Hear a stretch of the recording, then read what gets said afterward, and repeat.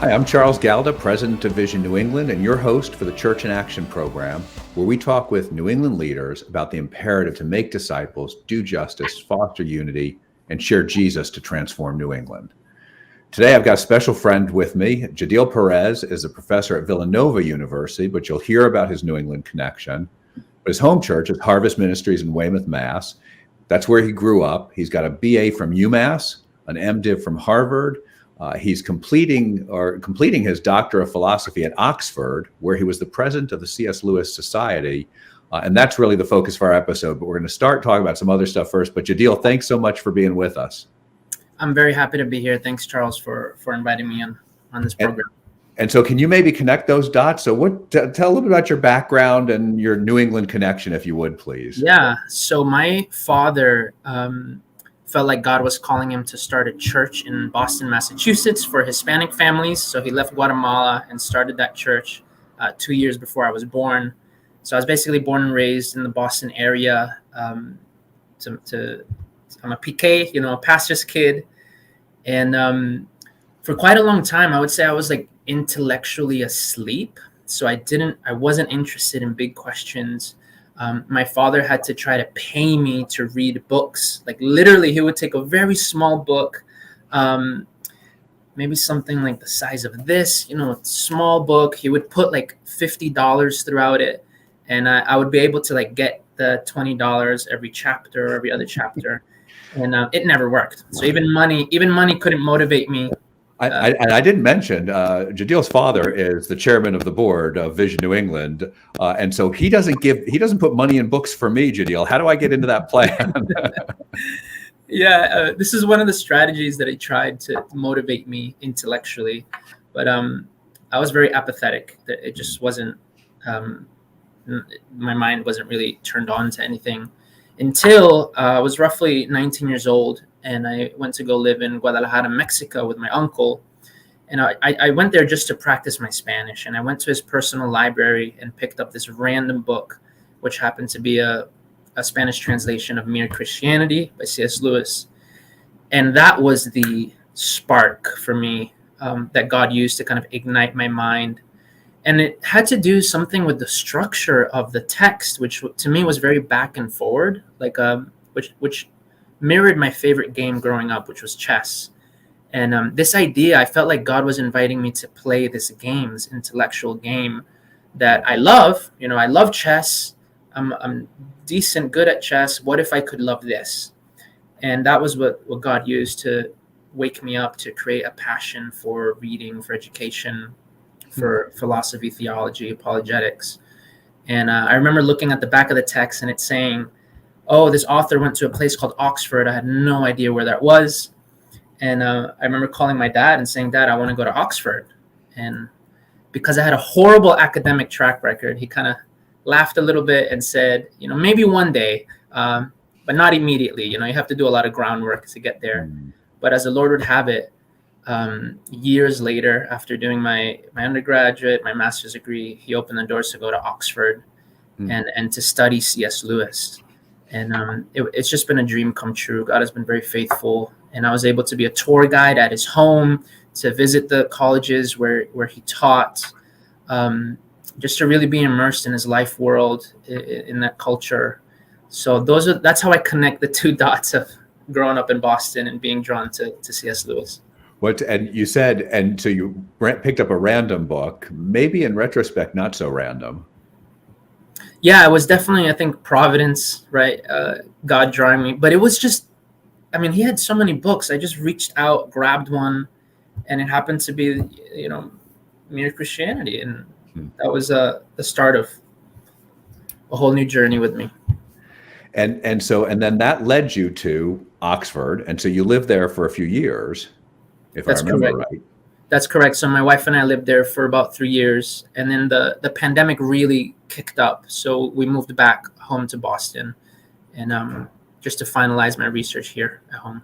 And so you were doing your doctoral work there at Oxford. That's correct. While you were there that time. Now you're finishing it up, and so maybe this may seem like a silly question, but there may be some people who haven't run into C.S. Lewis before. Who is C.S. Lewis? So Clive Staples Lewis, some people don't know the first two initials. You get extra credit if you do. He was one of the most prolific writers, Christian writers of the first half of the 20th century. So some of his books are still on the best-selling lists like ever. So the Chronicles of Narnia are some of the best sellers ever. And he wrote in so many different genres, fiction, nonfiction. He wrote scholarship on English. He wrote for children, fantasy literature for children. He wrote fantasy for adults.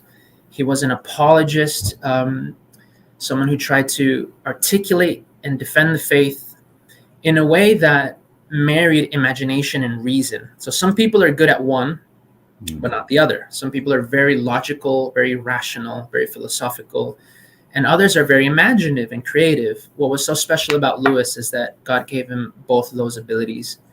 And he has just impacted millions of people around the world. Everybody wants a piece of him. It doesn't matter what stripe of believer you are, what political orientation, but there's so many people who are still enjoying his writing, and he still carries much influence today. So he was a speaker, a writer, an intellectual giant of his time.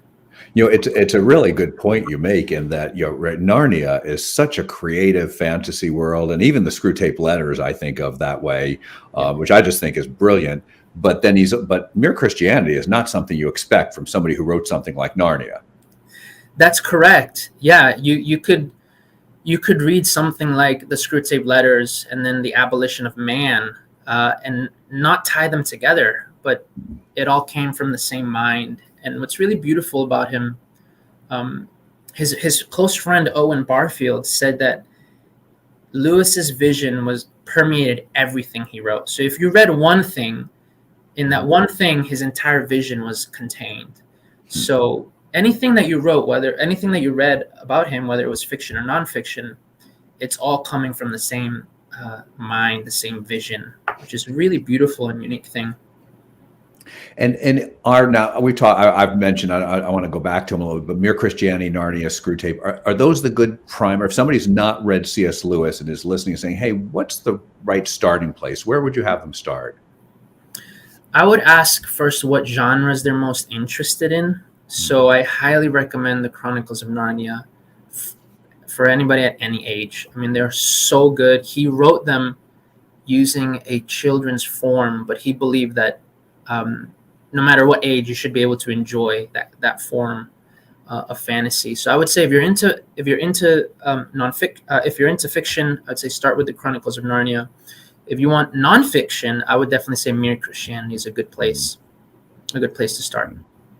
And I know the first time I went through Mere Christianity is I actually listened to it as a book on tape so it's obviously years ago. Mm-hmm. And it was a collection of radio lectures he gave. Yeah. So actually listening to it probably is a more effective way. Would you agree? Or? Yes, I actually had a friend just recently last week told me that he heard the entire thing on audiobook, and it just impacted him in a way that reading it didn't. And I think it's precisely because the BBC invited him to give a series of broadcasts to the British people. And this was during the Second World War. And his influence on the radio was second only to Winston Churchill himself. So everyone was listening to Lewis, gave these little 15-minute chunks of radio time. And his job was basically to reintroduce from a fresh perspective, what are the basics of Christianity? What do Christians believe? What are they supposed to live like? What do you need to have in place before Christianity makes sense? So listening to the book, I think ties you closer to the original context that it was delivered. Now, C.S. Lewis, am I remembering right, he started out as an atheist. So he became an atheist roughly when he was roughly like 13 years old. So he grew up in an Anglican context, but so his mother died when he was 9 years old. And part of the reason why he deconverted was because his prayers weren't working for his mother's healing.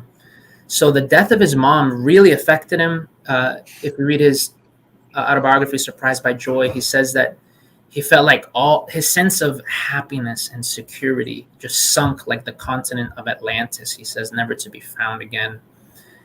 And he also relates there that his frustration with prayer, his frustration with God, and that's one ingredient that at the age of 12 or 13, he just decided that the Christianity that he grew up with wasn't for him. So he rejects it roughly for around 18 years. And then when he's around 33 years of age, he reconverts to it. And it marks a huge difference in his life and writing, coming back to that Christian faith that he had inklings of as a child. And I remember being at something Fran Collins was at. So Fran Collins is the former head of the National Institute of Health. He was the head of the Genome Project, right? Brilliant scientist. And he traced his faith because he was an atheist too. And he said, he set out to prove Christianity was wrong. He was an honest intellectual about it. And it was very much the same C.S. Lewis journey of, and in proving it wrong, I was convinced it was right. Is that a fair way to characterize C.S. Lewis's? So Lewis's journey is a little bit like Augustine's, if you read the Confessions, right? There wasn't just one argument that convinced Augustine or Lewis, but it's a series of friendships. It's a series of encounters with books. It's a series of moments, encounters with nature that for Lewis, it was like a gradual process. He says some of it he wasn't really aware of or conscious of, and some of it he was. So it was a long process. Tolkien played a very important role in Lewis's conversion in 1931. And basically what Tolkien convinced Lewis of was that Jesus Christ was a myth made fact.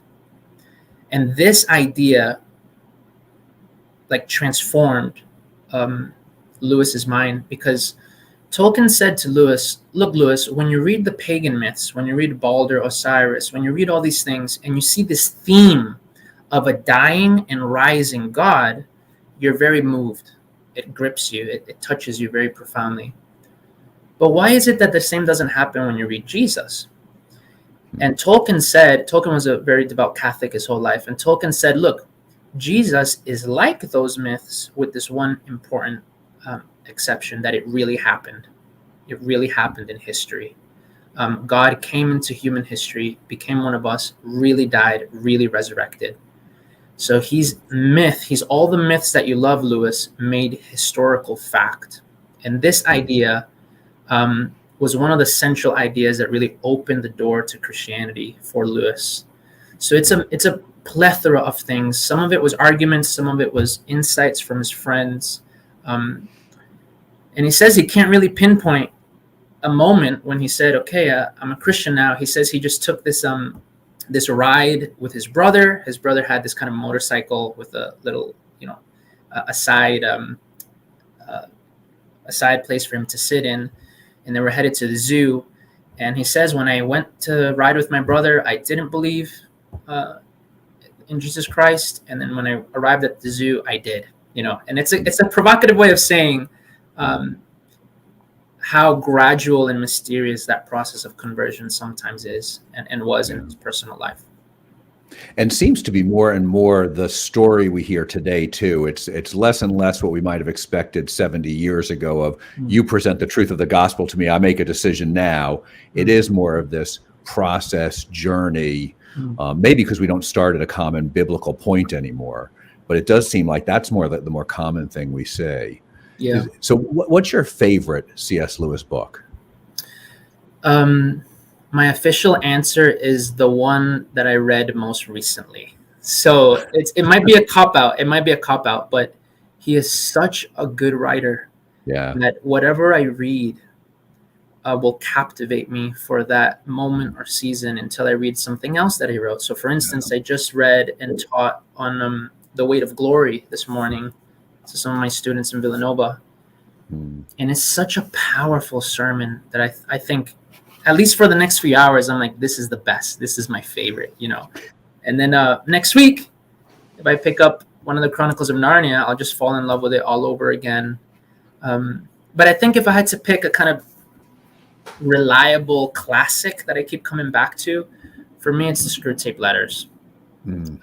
If I had to pick one, I think that would be my favorite. And so for the audience, what is C.S. Lewis doing in the Screw Tape Letters?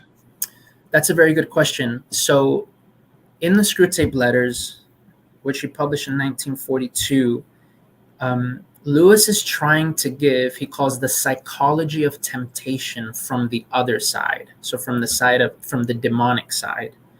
And he writes these series of letters, 31 letters, between this elder demon, who's named Screwtape, and then his younger demon, which is named Wormwood, right? Which is this like new demon that just got to hell, and he's in charge of making sure that his patient, so the human being, is damned eternally. So this is a series of letters where the elder demon is advising the younger demon on how to do his job properly. Which by itself is a brilliant premise, right? Nobody else would have thought of that, I don't think. Yeah, it's funny that the idea came to him when he was bored out of his mind during a church service. He says he was just so bored, and he thought he wanted to subvert that idea that there's something boring or dull about Christianity. And that's why if you read the two epigraphs that the text start with, it's one from Luther and Thomas More, and they say that the epigraphs say, if the devil does not submit to texts of scripture, jeer him, make fun of him. He's a proud spirit and he cannot endure to be mocked. And this idea that maybe humor, maybe satire can be a very powerful weapon against the devil. And that's part of what Lewis is doing in the Screw Tape Letters, is to satirize Satan. And he depicts him he depicts the demons as so obsessed with themselves that they cannot take themselves lightly. You know, that they have to be austere and realistic. And part of what he's doing in the text is making fun of them. Yeah, and you know, I thought the premise is just so great, but he also then pictures that the demon world is this massive bureaucracy, which isn't hard to convince me of. That sounds perfectly right to me. Yeah. But then what I thought, I read it fairly early on as a Christian, and I thought there's so many great observations of how evil works and how temptation works. And is that what he was trying to explore? Because he nails some of it. I remember the letter where he says to the nephew, where he's saying, you made a huge mistake here. You gave your subject the choice between real good and real evil, and you never do that. You've got to give them incremental shades of gray, so that they're over to the evil side before they ever realize it, right? And I'm like, and that's just it's a great insight to how evil works and how temptation works. Was he exploring that? Or was that something that he had already? So Lewis states in his letters that was the explicit purpose of the Screw Tape Letters, was to depict the psychology of temptation, right? How does temptation work? And one of the insights is, he says that the surest, the safest path to hell is the one that doesn't have any sudden turnings, the one that's soft under our feet, the one that you don't even really notice that you're on. And he says the young demon is very eager to make the patient fall in these great ways, you know, murder, adultery, theft.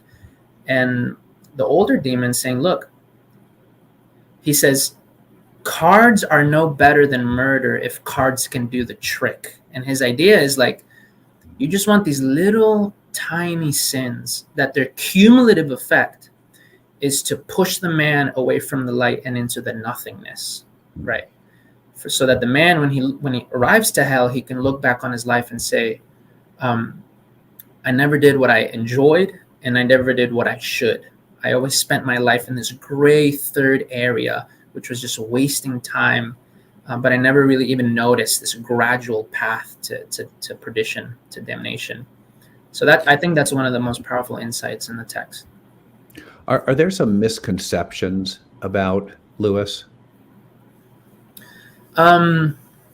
What kind of misconceptions do you have in mind? You mean like culturally, or? I have no idea. Just things we all think we know about him, but maybe we don't know.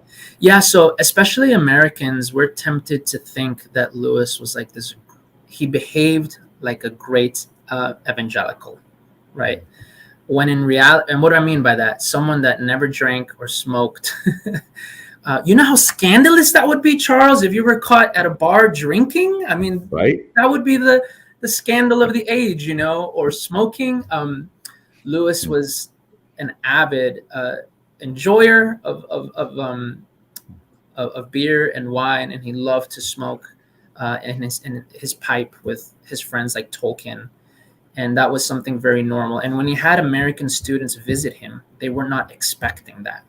And there's one student that says, I don't know how he can be a man of God and also drink and smoke.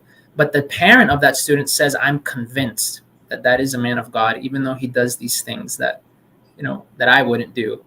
Yeah. But he had a mind very much like, if you read if you see the depiction of Socrates in some of Plato's dialogues, he's a man that is in control of himself. So he can drink, but he's never drunk. He can enjoy wine, he can enjoy beer, but he doesn't lose control of himself.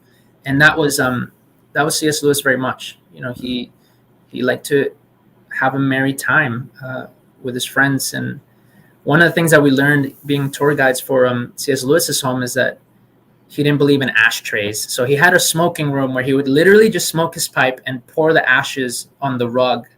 And this would infuriate some of the maids in the house. They'd be like, what is going on in this room? But it must have been, you know, it must have been pretty fun for him. There's a cultural difference you reminded me of. I remember Clive Calver, who is a friend of ours, saying how there was a world meeting of evangelicals. And when the European pastors saw the size of the diamond rings on the American women, their cigars fell in their beers. Yeah. Right? So, and we're both shocked at each other, right? Yeah. Because that's not the way we do it here. Yeah. And so what was he doing in Mere Christianity? Because that seems to be the seminal book that is a good primer, I think, for Lewis too, isn't it? Yeah. Yeah. So it's interesting that in the year 2000, Christianity Today did a survey of what were the most impactful theology books. And they asked hundreds, thousands of American ministers, pastors, lay leaders to submit their texts. And the number one by far, by leaps and bounds, was Mere Christianity by C.S. Lewis. Karl Barth and Dietrich Bonhoeffer were second and third.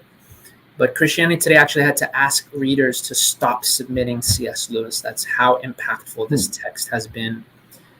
And he's trying to give the most basic, but also most persuasive articulation of what does it mean to be a Christian?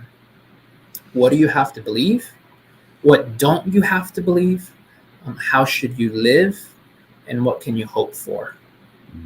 At the very end, he tries to explain a little bit about the Trinity. He recognizes this is a mystery, but he thinks there are some things that can be said to approach that mystery better. So it's just it's a perennial task, really. It's trying to re-articulate for a new generation what does it mean to be Christian, and he managed to captivate still hundreds of thousands of minds. Yeah, he does just such a great job of just walking through so logically, and we don't do things very logically anymore, but just walking through so logically that because of this, and this, there must be a God. Yeah. Right. And then he's very clear, but that's not the God of the Bible yet. I'm just proving there must be a God. Yeah. Now let's walk through, blah, blah, blah, and it must be the God of the Bible. Yeah. Right? I think part of his appeal is that he's like a detective almost. So he says, look, let's investigate these clues. How do you make sense of them? So he has this very well-known phrase that's actually on his tombstone. He says, I believe in Christianity as I believe that the sun has risen, not only because I see it, but because by it I see everything else. Right. And his idea was that Christianity was not just this set of doctrines, but a way of looking at the world, a way of making sense of things. So I appreciate that he doesn't necessarily want to say that this, like, you have to believe it. He says, look, it makes sense to believe this. Yeah. It's like he's trying to be a detective, trying to put the clues together. Look, you have this longing inside of you. You've been desiring something that you can't really articulate. Doesn't God make sense of that? Doesn't heaven make sense of that longing? Oh, you don't think so? Let's think through it a little bit more.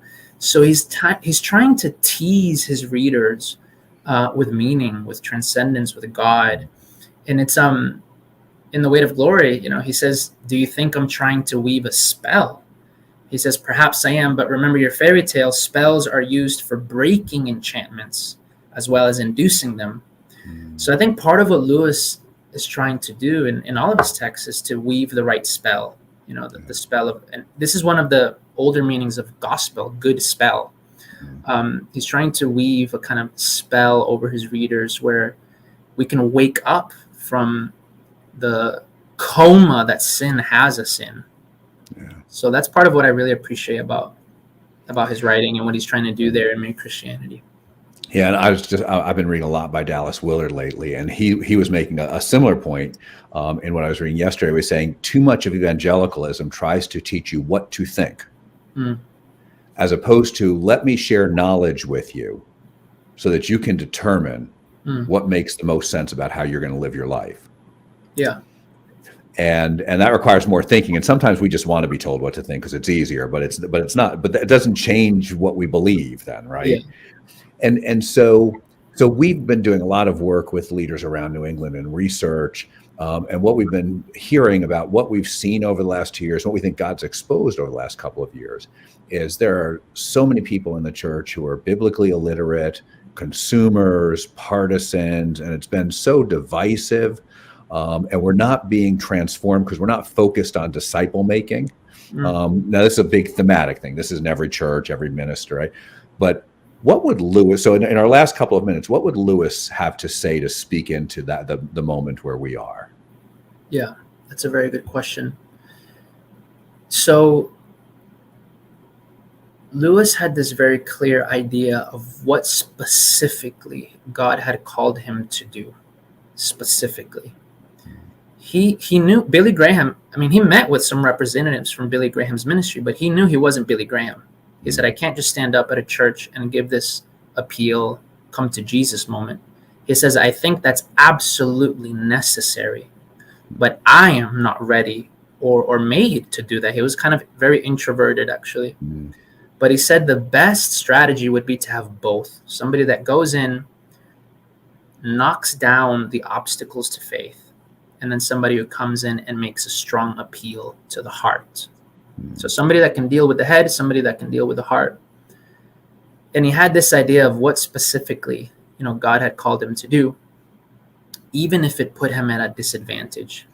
So many people don't know that Oxford did not make him an official professor at the university. It was only after he went to Cambridge University that he became a full professor. Part of that was because he had written these theology books that everybody was reading. And his colleagues at Oxford thought, you can't be a serious academic if you're writing things like the Screw Tape Letters, The Problem of Pain. Hundreds, thousands of people are reading it. There's no way you could be serious and thorough and profound. So listen to this. Even though it put him at a professional disadvantage, he knew that this is what God had called him to do. And I feel like part of the message that he would tell us is to try to discern very specifically what part of the puzzle does my calling, does my ministry fit in? And to be aware that we need each other, that it's not just one person, but that there are teams, groups of people that should be walking by each other's side to complement each other. And that's not always clear in terms of ministry. I think it's very tempting to feel like I'm doing what's most important. I'm at the top of the mountain. God only needs me. I'm not saying that we say that explicitly, but sometimes, the enemy might want to sneak that in to our lives. But Lewis knew very clearly, this is net fishing. This is not line fishing. This is a teamwork, team endeavor. And I think we could learn a lot about that, especially in New England, is what other ministries can we partner with? who's doing what, what specifically did God call Charles to do? How can I complement that? How can I support that? How can we help each other out? So I think that's part of what his example in his life might show us for this moment. Jahdiel, thank you so much for being with us. Thank you for sharing your expertise and your studies. I'm sorry it flew by so fast. This was fascinating. Thank you so much. It was so much fun. They're right. Time flies when you're having fun. So thank you so much for having me on this program, Charles. And I hope it's a blessing to the people that are listening. I trust and know it will be. Thank you. And I'd also like to thank our producer, Jess Mangano, and our listeners. Hope this dialogue fascinated you too, and it helps us be the people of God doing the work of God to transform our world. Visit visionNewEngland.org for past episodes and resources, and you click on Donate to partner with us to accelerate evangelism in New England. This program is brought to you by our friends at the Luis Palau Association, who are dedicated to proclaiming the good news, uniting the church, and impacting cities worldwide.